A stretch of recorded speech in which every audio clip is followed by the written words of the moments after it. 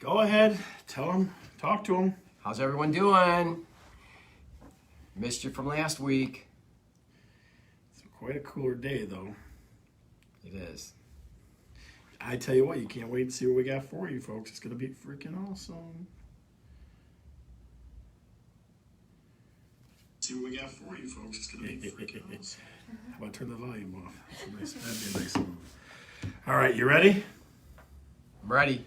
I'm Scott. I'm Don. And we're talking real estate. All right, folks, we have a great show for you. All kinds of things revamped, a little bit of changes here and there, but it's going to be a great show. All right, We keep adding to it, don't we? Yeah, it's a little better every time. So pretty soon we're going to do it from the moon. We're going to jump on a rocket, end up on the moon. That's what we're going to do next. All right, so Don, a couple things before we start, okay? We would love to have some share warriors out there. Instead of asking you where you're from, we'd love for you to share this feed. Okay, we give lots of good information, as all of you know, and that's the whole point of this thing. So we'd love you to share it to other folks because we get lots of questions from people. I had a guy call me today asking me questions from the show from myself today. So just, folks, take 1 second right now and just share this thing if you would, please, as you're watching. That'd be a great thing. And if you find value in it, I'm sure your friends and family would find value in it as well. So yeah, I would agree with that, absolutely. We want to share our experiences and our knowledge with everybody. Yeah. So, and the other thing I want to talk about before we start is the question for the show is what, Don? Would you buy a historic home? Okay. So, and if so, why? Yeah, and in the comments, do this for us. Yes, I would. Tell us why. No, I wouldn't. Tell us why. Would you buy a historic home?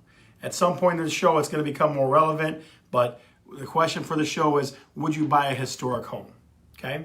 Now, so we got other to go over what we're going to do tonight. Yeah, a little island preview. Go ahead. Next, we're going to go up to our marketing update and our first topic, and then the city spotlight. City spotlight is going to be Warren, Michigan, third biggest city I think in Michigan. I think it's third biggest. Yeah. I'm big pretty city. sure. Yeah, it is. City. Absolutely. Big General Motors. Macomb County, baby. We have an interview with Hannah Korte. Yep. About photography and real estate photographer. Yeah, I'm excited about that. That's for sure. Yep. And we have topic number 2 is renting versus buying. Yeah, benefits of it both. Big deal, especially with the age group and demographics. Definitely. Absolutely. And then of course we always have our stories from the road. Stories from the road. I don't know if I'm going to share my story from the road this week, Donna. We talked about it, you and I, a little bit, and it definitely it's an interesting story, but we got to be careful. Yeah. All right. So we got a big show for you tonight, and first of all, we'd like to introduce our marketing update queen, Cristina from our office is our marketing update queen. Hi, everybody. She's giving us the marketing, the updates with what happened in the last week, since last week. So I got to say this, Don. So every day, if I come in a bad mood because real estate's a crazy business and you get pissed off sometimes, you see Cristina smile, and she's just the nicest person that I've ever met. She's got the sweetest, voice. Always, hi, Don. Like, if you want to see somebody talk to shitty people and say nice things, like people call her and just start screaming and yelling, and she goes, hi, how are you? And everything's okay, and just it's good stuff. They turn into butter. Good stuff. They turn into butter after they talk to Cristina. So. Yeah. Well, I'm so glad to be a part of the show with you guys, and here's the market update. Thank you. Fantastic. Thanks, Cristina. Good night. Thank you. If you could let those bozos in downstairs, that'd be great. Yes. Thank you very much. Thank you, Cristina. Okay, so Century 21, Colonel Oberski, this is what our company has done in this month and versus last year. Last year, active listings on the market, currently on the market, last year were 191. 191, okay. So this month, June of 2020, we have 212 homes on the market, and with what we've gone through, what's going on with COVID. So would you say a little bit more inventory? A little bit more inventory, yeah. It's pretty amazing. I thought those numbers would be a little bit reversed. So I would tell you this, Don. If there's a little bit more inventory, that will probably help out the buyer on the buyer's side a little bit. Yep. Might take a little bit of the pressure off them and the stress of multiple offers and that sort of stuff. But we don't see that yet. So hopefully that happens soon. Very cool. And pending, meaning under contract, last year there were 313 last year. Currently this year, 436. So you can see that the buyers are out there and they're buying. Right. That's the biggest thing. Like pending, folks, and we talked about this before, and we'll talk about during the Sitting Spotlight too. That's the pulse. That's the pulse of the market. Yeah, absolutely. Somebody getting something under contract. Yeah. That's definitely it's showing that people are buying. Yeah. So and again, I know we keep beating this drum, but I'm going to do it for as long as I have to. That the business side, as far as business goes, real estate business is good. Yep. I know that folks are worried about reopening and all that kind of stuff. Real estate business is good. I mean, people are buying and people are spending. Yeah. So that's a great sign for the economy. It's an absolutely great sign. Absolutely. People are out there, and hopefully this is really looking good for the economy and for all of us. Yeah, and so I talked to our ace on the mortgage side, Mike McLaughlin, today, and he mentioned to me that the credit score of FHA is still 640. It came down from 660, right? Mm-hmm. He said that some of they call them overlays, like I said, but they're basically like extra requirements and curveballs that mortgage people put in. They are relaxing those still, right? So they're kind of loosening that stuff up, which is a good thing. Yeah. Hey, I want to give a shout out to Nate Burns. He's asking me if I cut my hair myself. Does it look like it? Sweet Don Lorenz. Heck no. See, listen, you got a haircut. Thanks for noticing. I didn't get a haircut. I'm just trying to keep my hair. I'm just throwing a Rogaine in there every day. You know what I mean? Is it working? It is working. It definitely is working. I think it's 100% working. Holy moly, what Yep. happened? So, okay, so what's up next is, so we got the marketing update that gives an idea of that the market's still going pretty good. yeah. So topic number one, going to what we were going to talk about at the very beginning, the question of what would you buy a historic home? So let's ask that Why? question one more time. So would you buy a historic home? I see some of the answers. I would buy a historic home with the original trim and wood finishes, but updated plumbing and electrical.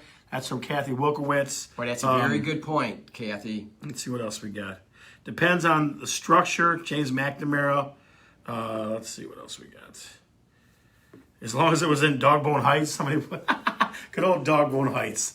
So, would you buy a historic home? Julie Long, would you buy a historic home since you're watching today? And your son's late to the show, and I have people downstairs waiting for him at the door to watch. So, my nephew Ben and my son are watching today. My son's in from out of town, Don, and he wanted to come watch Dad do the show. And he's late. Yeah, they're running So he's going to be here behind for a time. while, so maybe next week he can be here on time. Yeah. So okay. it'd be nice to have a gallery. Well, I can envision this someday being alive, having guests at our show. Well, we're not selling tickets, though. Yeah.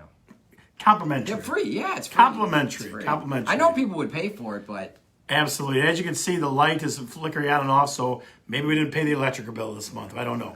We'll have to make sure. You might see me disappear for a minute to do some technical difficulty work. We'll have to see about that. we're going to have to talk to the manager about the bill. Maybe there's something going on. All right, so anyway, so let's talk about historic homes. I was really excited about this topic, and when I started doing a little more research and taking into my consideration my experience with this, there's a couple things that I found out that I can't wait to share. Okay. So what do you got? So first of all, of course, we all know why people primarily like historic homes or older homes, 100 years and older, is because of the character and charm. So, I mean, would you say historic has to be designated that or just 100 years old? Historic has to be designated historic district, but older homes, there's another classification of older homes which takes it to a little less of a level, because then when you're in a historic district, you have to abide by the historic society in that area or in that city under their I guess what they want. They want to keep the same as it. They want to keep it the same as Right. So era when they did. They want to make Yes. sure it's how it's supposed to be. Yes. They want to make sure that's how it is. Okay. Yeah. Okay. So what else? Give me some things. Give me some All right, things. so some of the is a character of the ornate fireplaces, the intricate crown molding. Yeah, crown molding is a big deal. The glass doorknobs. There's a lot of nice things that we all see when we walk into those homes. And So just so you know, Chris Perjuan says, if the rooms were large and had a great front porch, that's the only way. see, that's experience right there. That's because right. We all know those houses. She's sometimes- got experience. Yeah. That lady, she was born on For 30th sure. Street down there. So yeah, sure. All right. Chris Bergeron, my mother and assistant. Yeah. So she has lots of experience. So next up is it's packed with history. Yep. You have families that have lived in these houses, and when I go through older homes and historic homes, you kind of wonder who lived in this house, because it's a lot of history there. Yeah, definitely do. So think about a couple of things with this. Is that historically relevant people. One, Yeah, right? absolutely. Like Indian Village is going to have a ton of those, Absolutely, right? yes. And then two, just that family's history and how times change, Mm-hmm. right? Like a lot of homes might have dirt roads at some point. I mean, there's just so much to it, right? Mm-hmm. Yeah. And with that history that's there, you purchasing one continues that history, and your history becomes a part of that. Yeah. Especially if you do some work on it. One of the downsides is old technology and materials, old plumbing, old electric. The plumbing could be cast iron, which will rust out in time. Galvanized plumbing, water lines, which eventually corrode. Yes, I mean I mean even some of the folks watching like Cathy Wilkowitz and that mentioned that it's a hard thing because you love the beauty of it, but you don't want the beauty of it to make you got no cold, no running water. Right. So I mean, there's some updates you have to do to these homes, and we'll get to that in a second. Yeah. For example, the roofing and the windows usually are old in these houses, and they can be expensive to replace. Yep. So number 4 is this is something that I found very interesting, and I guess I've never owned a historic home or an extremely old home. Is homeowners insurance. It's more expensive because you have older things in there, older electricity, older plumbing. Well, yeah, you got a fire hazard, right? I mean, More not, fire not, hazard. not, I almost shouldn't say it that way, but more possibility for that. Yeah, I mean more wood, Yeah. older wood. Yeah, I can understand that. Cement the foundation, crumbling where it could be a structural cause a structural issue. So there's some things in there that make it a little bit more risky for insurance. Sure. companies. So, Yep. but there's ways around that. Yeah, So of you course just there pay a is. little bit more, but you're getting all that charm and detail and all that character. One thing I did that I've seen in the past, and this is pretty typical in older homes and historic homes, is there's typically two updates that are very expensive, and typically you want them updated at some point pretty soon as soon as you move in there, hopefully. Windows and roof. Yep. And windows in those old houses, they're single pane windows, usually drafty, maybe leaded glass, which gives it a lot of character, but it also gives a lot of room for air to flow through the house. Well, yeah, I mean, so insulation, like we definitely 100 years ago weren't as energy efficient, yeah, right? So, yeah. but I guess now here's my other piece of that is we're talking roof. So would you have to update the roof with the similar components like they used to have? I think you have to find out through the historic society that in that immediate area, because they may require certain things like either a cedar roof or a slate roof, and it's hard to find contractors that know what they're doing. You'd have to have somebody specific, yeah. So I think if you look, in historic areas that I've seen, they've opened up to asphalt shingles, dimensional shingles that kind of copy slate or cedar. Yeah, so So there's I a want way to around give. it. It's more cost effective. I apologize for cutting you off for a second there. I want to give a quick shout out to Cathy Korte. Definitely on to watch her daughter today. So we're glad you're watching at home. She's right here safe in the office with us, so she'll be on soon enough. We promise you, Mom. And she's excited. Absolutely. Okay, so one of the good things is you can remodel an old historic home to modern day standards, but of course you have to make sure it's okay with the historical society in that area. Yeah. So, and you want to get, and if you do that, you want to get an experienced architect, experienced builder that knows how to work with older homes like that. So, before purchasing, one of the good things to do would be to contact a historical society in that subdivision or that area, and also with the city. So would you hit the association first? I think I would talk to them and try to glean some information from them and see what they recommend, and because there's those people in that immediate area going to have that experiences on how to get around things or what they're looking for, so that you can start making your plans on what to do. You have to really think that stuff through. Well, yeah. So, Don, my favorite historical neighborhood is. Do you know what it is? You might know because I talk about it a lot. Palmer Woods. Nope. Indian Village. No, it's Brush Park. No, you never mentioned Brush it. Park. Brush Park. You never mentioned it one time. All right. Well, Brush Park. I used to take pictures down there about 12, 14, 15 years ago. Yeah, before it became a thing to renovate. Yeah. You know what I mean? And it amazed me that they're very close to like the stadiums and that. Yeah. Right.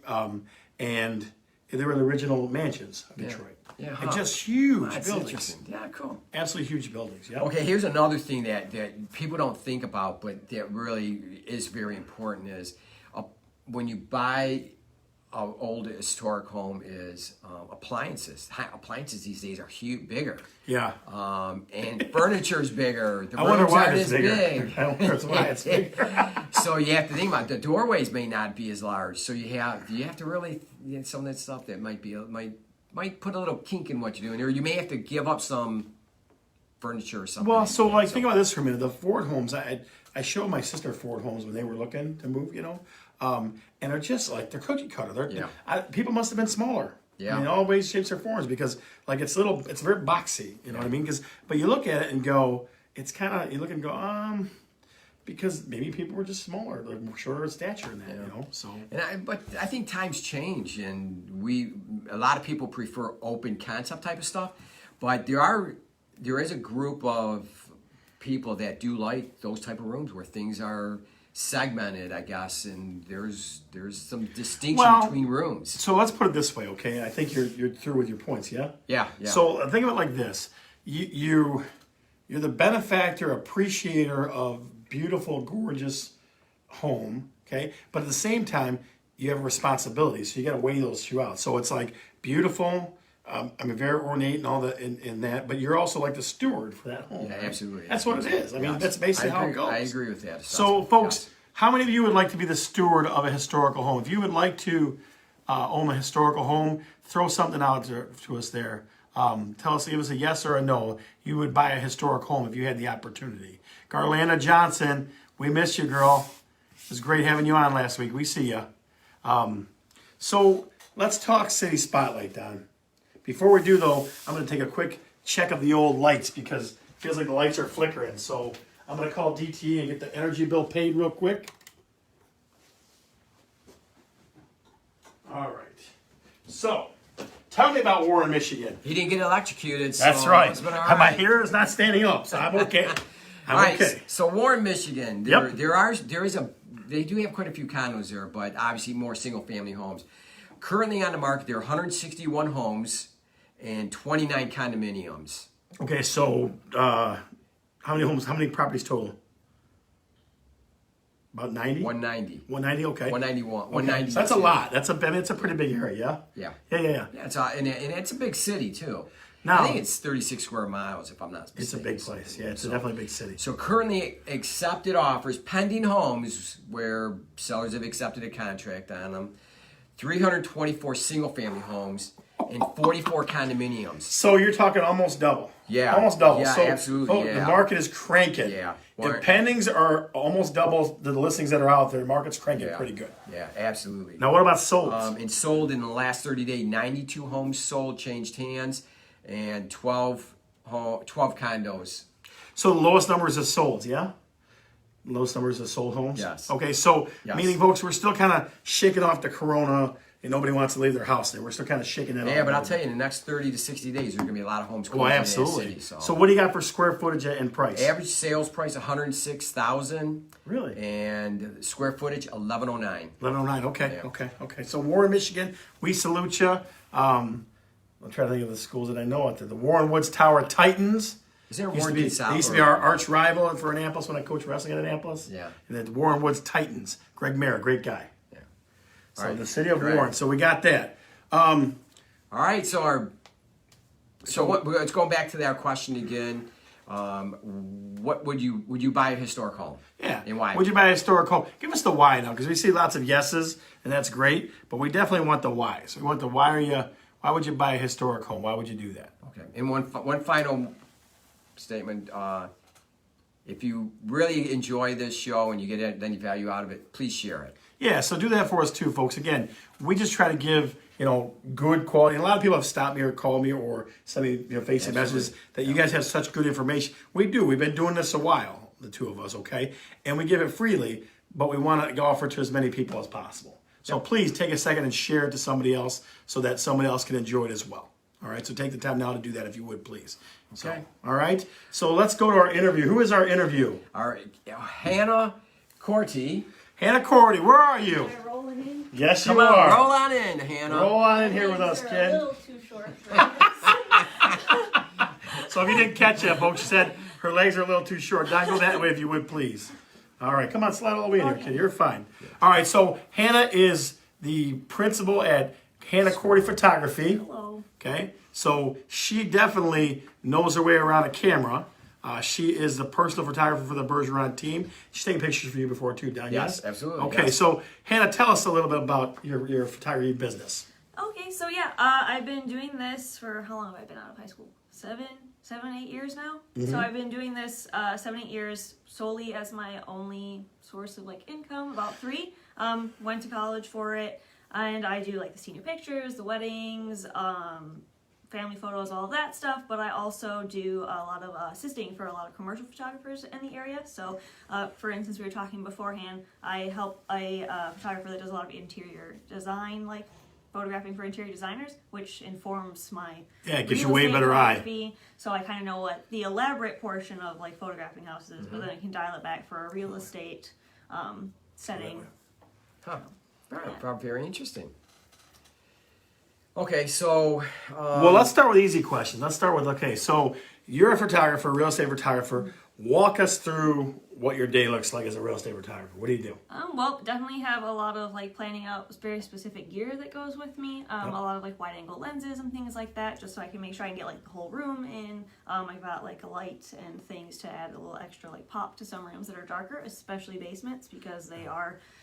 Get no light in there. Yeah. Right. Get no light in there. Yeah. So yeah, and it usually takes me about like an hour or so to go through the house, and I try to get as many angles as possible, so that way you guys have a lot to choose from when you see them, and that way, like if I say like maybe I like this angle better, but you guys know that this angle will like sell or something like that. That way everything is there. You guys have it, and yeah, I spent about an hour there moving around the house, trying to get everything and making it look good as possible. So then you leave the house. Then what?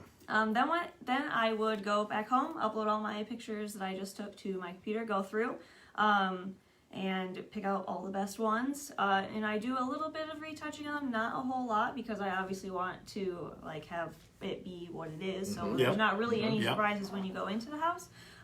Just some color correcting, adjusting like that, make sure all the lines are straight. And I believe there's like if there's say really bright outside, but the room is very dark, it's a couple shots that I'll have to photograph or Photoshop together, just so you make sure you see the view out of the window and the room at the same time. So Hannah, if you saw this camera right here and you saw that I could barely get in it, Don moved to his left a little bit, and I could get in a little more, would that help? There you go. All right, there we go. Well, that's a professional opinion we use there. So what else? What other questions you got for it, Don? okay, so when you're going through, so going back to an hour, is that outside and inside? Yes, I think the most time I've ever really spent in one of the houses is like an hour and a half, and it's usually dependent on the size. And the more I do it, the faster I get at it. So, but I've never spent less than an hour, and I've never spent more than an hour and a half. Okay.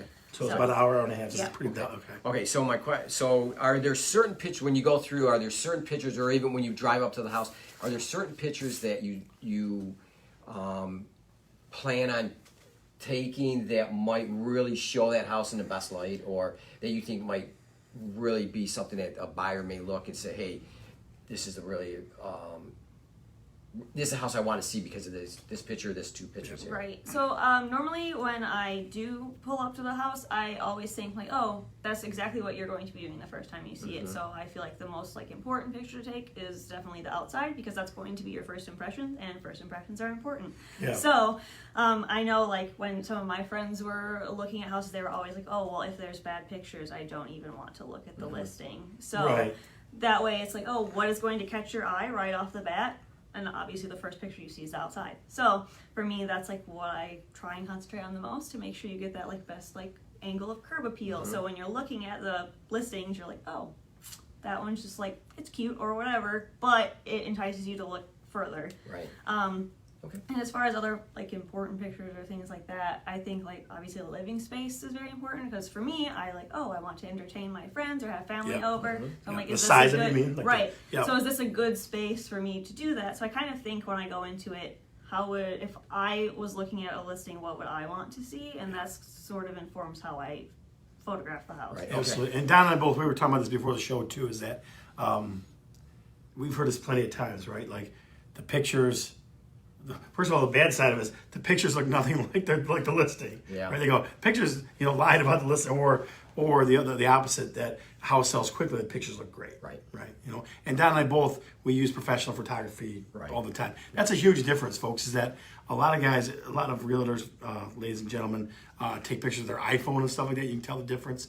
We have somebody like Hannah who has an eye for it, one, and does it all the time, too. So they can, like, I've seen her at listings before where she contorts about 70 different ways. And I'm like, what are you doing? I'm getting a better angle on this. I would be like, chick. If I try to get an angle, I would fall down if I try to get an angle. So, yeah, definitely important that a realtor uses a professional photographer. Definitely important thing.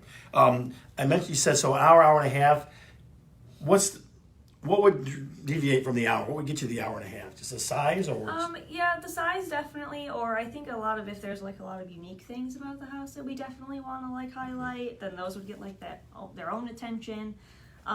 Just things like that. Or if it's maybe a little darker like on the inside, then it would take me a little more time to like figure out the lighting and all that stuff. So mostly just like little things like that. Or if like, and it's even not really been like a huge like deal of moving stuff, but if there's a lot of stuff still there and the homeowners want to move it out of the room, move it back in, all of that stuff, so it's like a little dance we have to do around each other. a little dance we have to do around each other. But sometimes that contributes to the like amount of time spent, but it's always to help it make it look better. So and you and I talk about lighting quite a bit, as far as when you get the best natural light. When does that happen, do you think? So, and this is how I actually shoot a lot of my like people as well, is usually very early in the morning or very close to sunset, or like golden hours of the day. So that's usually like the best time. But also when there's just like some sort of direction to the sunlight. And because usually like 12 o'clock, everything's straight down, it's super contrasty, might not be like the best thing, but as long as the sun's like moving, I never thought like of that contrasty. That's like, pretty cool. Wow. That's pretty cool. Yeah, that's a good. That's an interesting. I'm telling people, I'm going, we have to do it later because it's contrast. I want to say that to somebody. And it's a lot of depending on where the house is facing too. Yeah. So you can tell it's contrasting here because our light keeps going out in the back. So you guys keep going. I'll adjust that light. Speaking of houses in the direction that it's facing, do you take that into consideration before you go out there? I try to. Sometimes I just don't know. Yeah. So when I go, that'll also, again, depending on where it's facing, and I know I'm going to be spending like an hour there, the sun will be in a different spot when so say like for outside. It doesn't matter necessarily for inside, but definitely when I'm photographing the outside of the house. If I don't take into consideration that the sun will be here and then here, if I'm getting to the front of the house, then it might be at an angle that I'll get like tons of lens flare, and I can't actually get the angle that I want because the sun is then just blasting my lens, and I can't move the sun. So have you tried? I've tried. So let me ask you a question, and this is something we didn't really script, but that is curious. We're talking about lighting. So does it depend the way the house faces and everything too? Like, so how would you? So should we ask the seller, hey, what exposure does your house have, or would that help you? Mostly just kind of like, does it face east, does it face west? Because then it'll like inform like, so which way the sun is facing towards the house. So it could be like, if it's in the morning, the sun could be beating down the front of the house, which actually would be like super great because it'll be totally lit up. But then for instance, there's where if it was in the opposite direction and I was there, it could be it would be lighting up the backyard, great, but it could be also at an angle where I can't stand like in like the perfect spot, and it'll be right in just above the house where I can't really get a good, and then it'll just totally just lens flare everywhere, too bright, all of that stuff. But I mean, I can also like crouch down and try, but then again, there's only so far I can crouch down to avoid the sun based on like the height of the house and things like that. So my buddy Willie McGuire, a good lender that we know, asked, would you be willing to share your company's phone number in case folks want to use you? Sure, yeah. It's 313-485-3016. I also have my email address is kortehannah@yahoo.com. You can also contact me there. I'm actually probably more apt to answer my email because I can do that while I'm at work and things like that. Yeah. So if like I'm on an assisting job, I can really quick send you an email, stuff like that, or hannahkortephotography.com. Lots of ways. So hannahkortephotography.com is the best way to reach you. Okay. Korte. Yes. So a couple more questions that we got for it, because this is an interesting topic even for us, right? So how much extra special stuff do you do? Like, what do you do for sellers? Do you ever do anything for sellers that extra special? I won't necessarily say like extra special, but kind of what I mentioned earlier. I like overshoot when I'm in a house. That way there's just a lot of angles and choices to be had. So maybe there's something that I don't know is super important, but you guys know is super important, that I might have missed in one angle but gotten another. So stuff like that. Okay. Try to overshoot like that, or if there's like little things. So a lot of people will leave the garage door opener out on the sink or whatever, so you can go look in the garage when you're doing a showing, but we don't really want that in the picture, so just kind of like moving things, but then also making sure to put them back where I found them. Because people will be like, where did my thing go? What happened? What's going on? So, Don, you got any more questions for her? Because I got one more I know of. Well, you kind of answered one of them, and you say you don't really enhance. I really think this is kind of important. Is you don't really Photoshop or enhance the pictures, which I like that. I think that's a really good thing. You had explained that you want it to be the way it actually is. Yeah. So I think that's. I mean, you have anything more to say about that, or is that pretty much sum it up? I feel like that pretty much sums it up. You just Okay. do a little bit of tweaking here and there just to make sure it's like at its best. So I'm going to ask I the like fun that. question. So- What's the weirdest thing you ever photographed? Okay, so I actually thought about this the other day. Yeah. It was the first house you ever sent me to go photograph, and Yep. no one was Oh in my. it, but I go up to it was a bungalow, go up to the upstairs, so obviously this is like someone's bedroom probably, but I noticed there's a sink. It's like, that's really weird. There's no bathroom. I know which one it is. It's in no Allen bathroom. Park on Moore Street. I know exactly who that Yep, is. and then I'm looking around, and there's like a little closet, and again, so no one's in the house, and like they've clearly moved all their stuff out. So I was like, well, I'm just gonna start opening stuff because I'm confused now. And then there was a door that's maybe half my height. I'm like also like 5'3" for comparison. Half my height. I opened it, and there was a toilet in it. I was just like, Yeah. I had never seen that before. Yeah, I've I never know seen exactly one what since. house it is. Because you couldn't and I was thinking about this while I'm standing there looking at this. Okay, so let's take pictures of it. But I was like, you couldn't even sit up straight. Yeah. Because it was so It was like a small. bent over. So that's what you call a water closet. A water closet, ladies and gentlemen. Yep. Oh my So, God. only time I've ever seen one of those. But that was one I again didn't even know that was a thing. I until just talked to got that guy there. last week too. I just talked to that guy. Really? Yeah, he's an older gentleman. He lives in Belleville. Yeah. I'm not going to say his name because I don't embarrass him. But I just talked to that guy. I know exactly what house you're talking about. And that was 4 years ago or so? Oh, That was yeah, probably 4 or 5 years ago. yeah. Yeah, it was a while ago. It was definitely a while ago. Things that you remember in this business, that's a good one. Any other stories? I want to say nothing like there wasn't anything like weird. There's been a couple houses I've gone where there's been like clothes on the ground, so I have to like kick those under the bed. Yeah. I'm like, or was one house I went into and I didn't realize they hadn't gotten the cat yet, and so I was like, weird. There's toys everywhere, but no one's here. And then, of course, going to a room that the cat was in, didn't realize he was Cat there. goes flying at Comes ya. flying out. That's onto awesome. the bed. Starting. Oh boy, yeah, that startled me. Oh, that explains the toys. There you go. So one of your biggest fans, Chris Perjuan, she wants to know: do you suggest that people declutter before you take pictures? Yes, definitely, as much as possible. Like, obviously, if you're still living there, there's not going to be all places that you can declutter, but definitely, and unless there's like a walk-in closet that you guys definitely want pictures of or want to feature, highly encourage throwing things in your closet and shutting the door. At least while I'm there.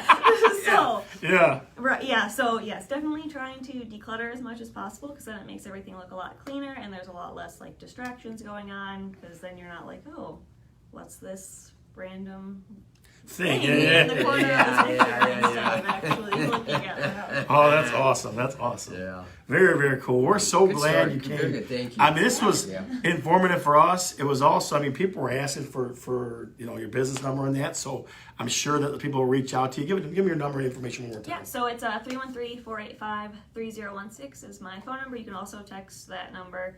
Email address is kortehannah@yahoo.com. So that's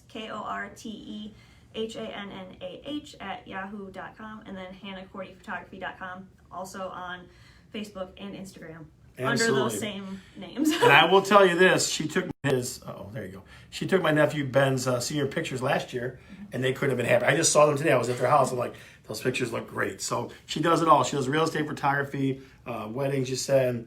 Senior pictures, families. Yeah. maternity, So all she that does it all. stuff. So I'm going to tell you a special thing that you did for a client of mine recently that you just mentioned before. So the Hell Cells in Princess Drive, they live in Canton, where their house is pending right now because of the great pictures you took.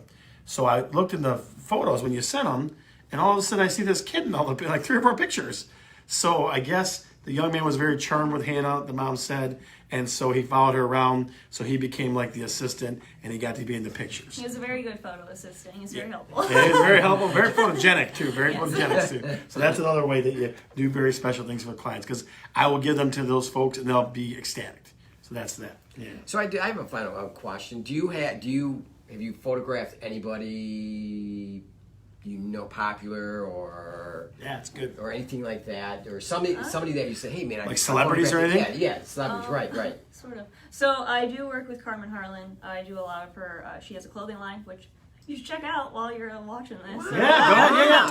Tell us. Who want to know? Go It's ahead. a Carmen Harlan collection. I do all the photography work for that, which is really great because fashion is something I'm very interested in. So Yeah. it's kind of like a cool thing. So I work with her a lot. So is it CarmenHarlanCollection.com or what? So CarmenHarlanCollection.com. You can see Hannah's work. Carmen Harlan, as you know, was a newscaster in Detroit for a long time, and she's a great woman, absolutely great woman. It's some of my favorite work I've ever done as far as like fashion or people goes. So like I'm really proud of it. So that's really cool. I like that. And then there's been like a couple other like assisting jobs where I've never like photographed them, but I've been on jobs where like, not to name drop, but Big Sean was at one of them. Oh wow, Big wow, no We kidding. gave a head nod at each other, and that was cool. Well, you got to get a head nod from Big Sean. That's a good day. That's it. I get a head nod from Don Lawrence. That's all I get.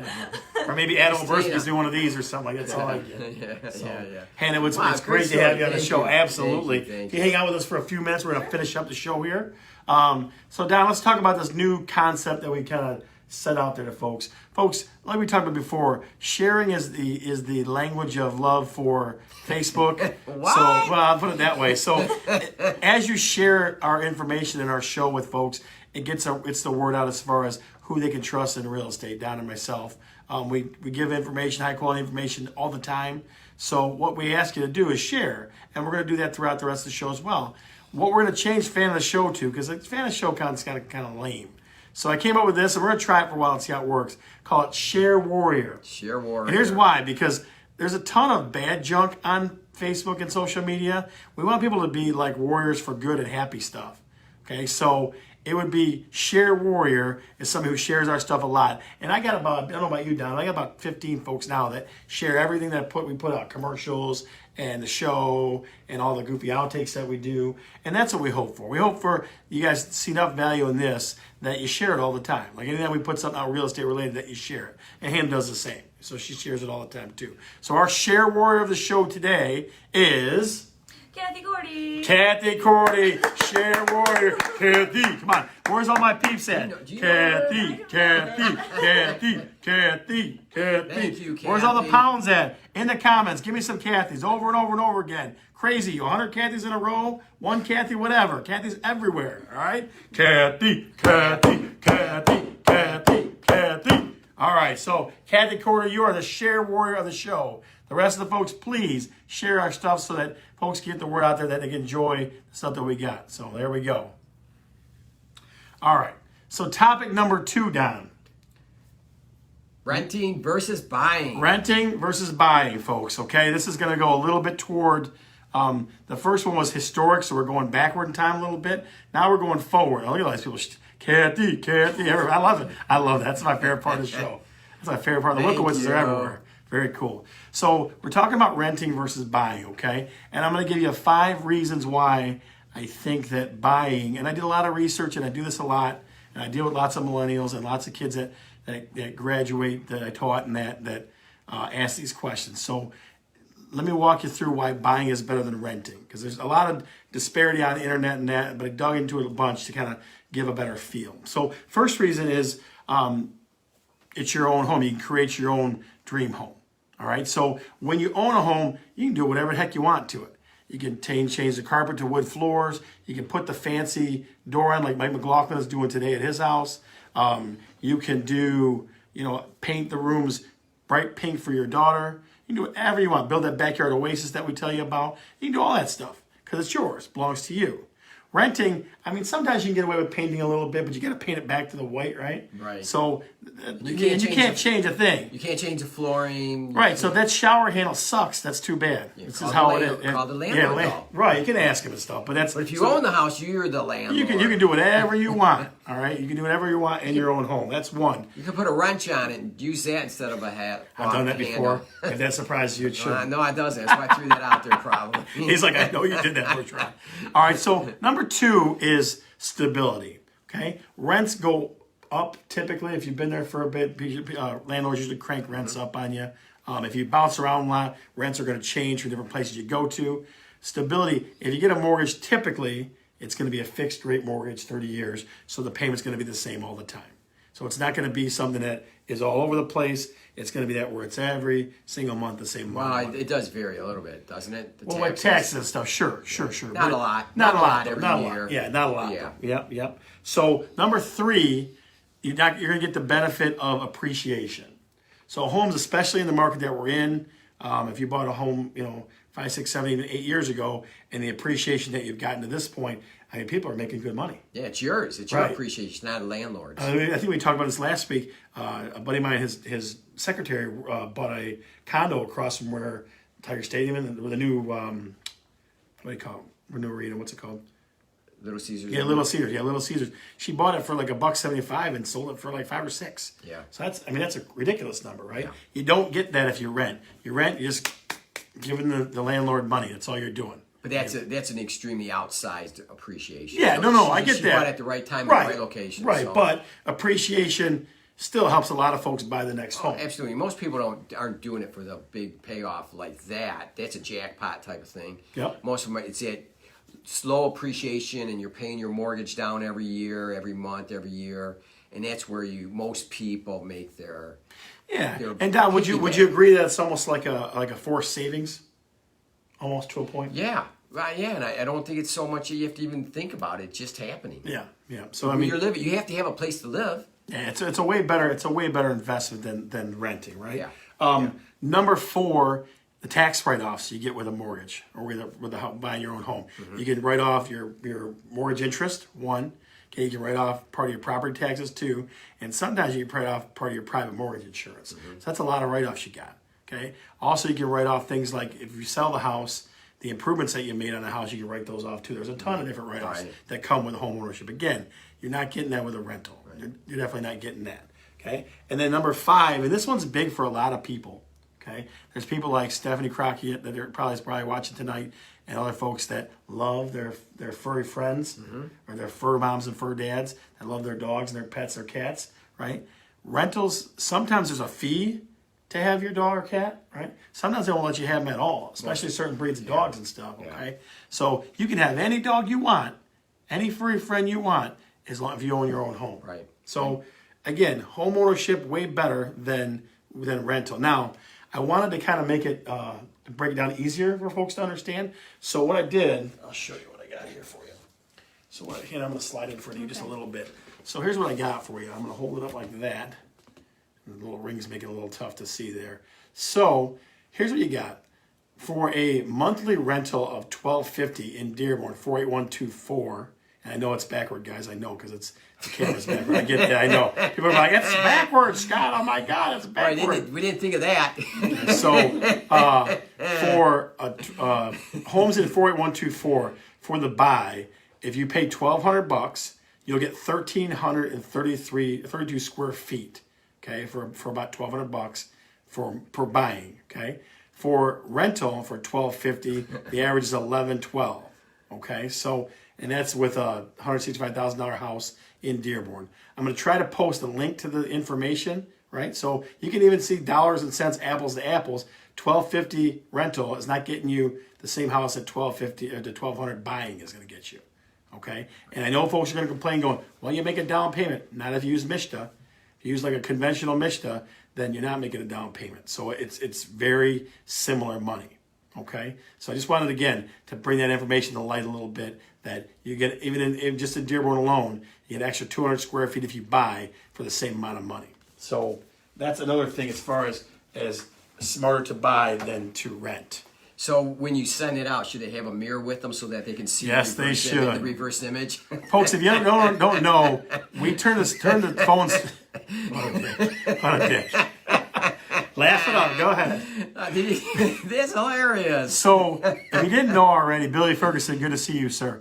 If you didn't know that the phone screens are facing toward us, so everything's backward. We know the Century 21 letters are backward. We know that. Nothing we can do about it. So you just got to cross your eyes like that right there, and that's the best thing that we can do. We're trying to figure something out about that. We're trying to get the office to do something, but we just... Yeah, I mean, there's nothing we can do about it. So we're looking for some help out there. Absolutely. Anybody has any ideas, please let us know. So, Don, talking about photography and historical homes, do you have any stories from the road? You know, so I have one about photography, as a matter of fact. So I listed a house a little recently, and the pictures, I got the photographer sent me the pictures, and to the seller the pictures. And when I looked at them, I texted the sellers and said, "Wow, the pictures look great." And the wife texted me back and said, "Yeah, they're beautiful, but I'm concerned that the pictures look better than the house. And then people, when they come over and walk through the house, are going to be disappointed." And I kind of laughed, and I chuckled. I said, "Everything will be fine." Did you tell them to go back and take shittier pictures? That's how, you gotta go take crappy pictures now, please. No, so anyways, we had 12 offers and 35 showings in 3 days, so it sold real quick. It was a very nice house, and that's pretty funny. So, my house looks better than it's supposed to look. So as human beings, we tend to be a little more critical with what we have and who we are and that sort of stuff, and that's kind of funny how sometimes that came out. And and it was all fine. Don't worry about it. But it's just interesting that it looks much. That's nicer. pretty good. Like the pictures are better than the house. That's but pretty it got good. them in the door, so Yeah, it's all matters. 35 people and it's sold. Listen, It's sold within 3 days. We wanted Hannah on the first couple weeks, right? Because pictures are so important, and her work to us is so important. Yeah. So we thank you for that. Thank you. Absolutely. Any other stories for the road? Anybody else? I feel like I shared mine earlier. All right. So, Don. End of the show. Until next week. I'm Scott. I'm Don. I'm Hannah. We're talking real estate.